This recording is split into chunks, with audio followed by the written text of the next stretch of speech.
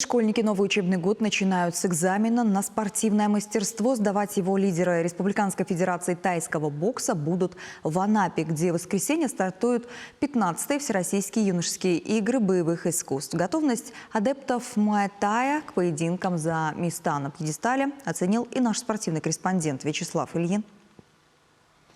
Великолепная семерка, а именно столько подопечных Республиканской федерации тайского бокса поспорит за места на наградном пьедестале 15-х Всероссийских юношеских игр боевых искусств, заключительный этап подготовки проводили на базе столичного клуба «Феникс». И несмотря на юный возраст, а чувашские файтеры заявлены в группах 10-11 и 12-13 лет, к подготовке ребята отнеслись серьезно. И у каждого на то были свои причины. С мотивацией у меня все хорошо.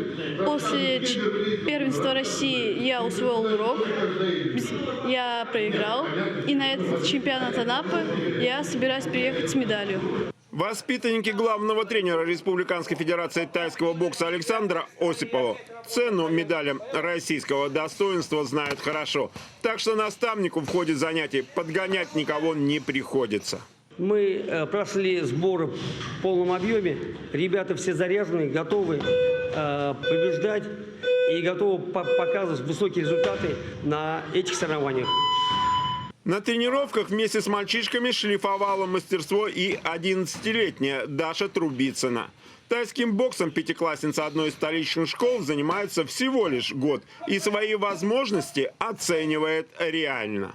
Я занимаюсь только год тайским боксом и понимаю, что еще не готова ехать на всероссийские соревнования. И я постараюсь потренироваться, и чтобы в следующем году я поехала и победила. Помимо тайского бокса, награды Всероссийских юношеских игр боевых искусств будут разыграны еще в 23 видах единоборств, в том числе и самбо. Вячеслав Ильин, Вести, Чувашия.